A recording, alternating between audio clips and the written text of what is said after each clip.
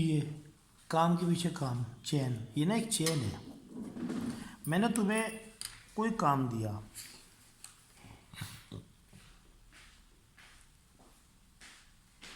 Let suppose मैंने कोई check sign करा। चेक साइन करने के बाद क्या काम वो ख़त्म हो गया? नहीं। अगला काम क्या है? वो तुम्हें ना, जैसे काम यहाँ तुम लिखते हो तो तुम यहाँ क्या करते हो, डेलीगेशन में डन डन डन खत्म। नहीं, ऐसा नहीं होना चाहिए। वो काम को पेंडिंग में रहने दो, चेक करो। ये देखो कि सर के लेवल का काम खत्म हो गया। सपोज करो मुझे कोई चेक साइन करना है, फिर ये देखो कि ये अकाउंट से रिलीज़ होनी चाहिए, पैसे हो गए क्या, कोई इसमें स्लिप हम पे वापस आएगी क्या। सही मायने में एक चेक तुमने दिया, कहाँ दिया, किस चीज़ पे दिया, क्या क्या मैटर है उसमें, क्या क्या वापस आएगा, ध्यान होना चाहिए।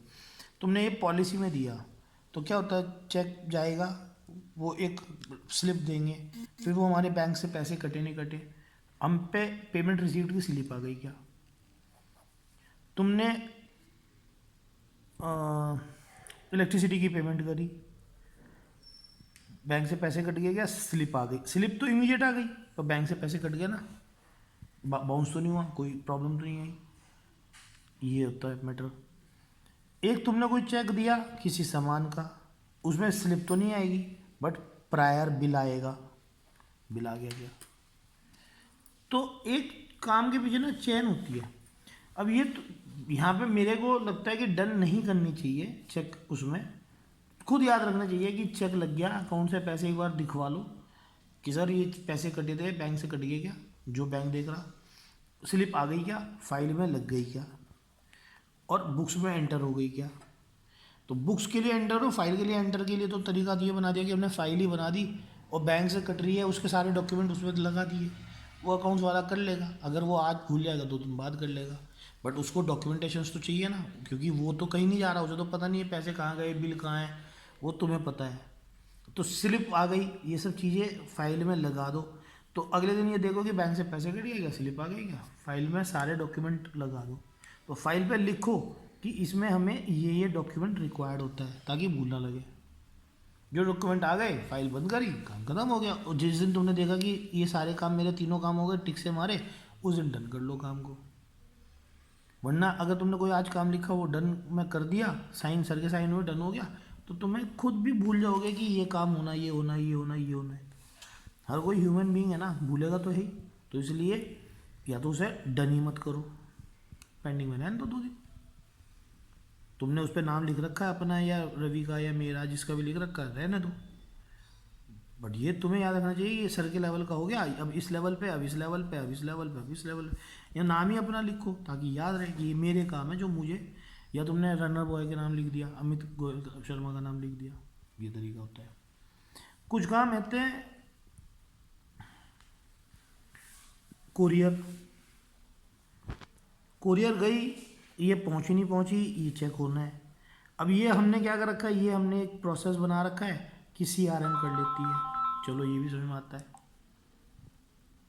कुछ होता है कुरियर रूटीन की, वो जा रही है। कुछ होता है अर्जेंसी वाली, जिसका मैंने कहा कि भाई मुझे अर्जेंट में पता कर लेना 2 दिन बाद। तो जिनको हमने कुरियर करी है, तुमने अपने डेलीगेशन में लिख लिया कि ये कुरियर इनको गई है, मैं इसे 2 दिन बाद कंफर्म करना है। अपने डेलीगेशन में अपने नाम पे लिख लो, काम खत्म। जैसे भी एक दिल्ली स्टैम्प पेपर भेजे हैं, भेजे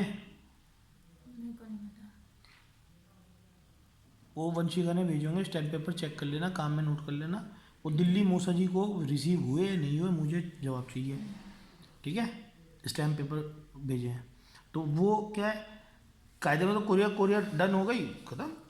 लेकिन सर आपने वो कुरियर वहाँ भिजवाई दी, वहाँ पहुँच गई है, उन्हें रिसीव होगी, मैंने बात कर ली।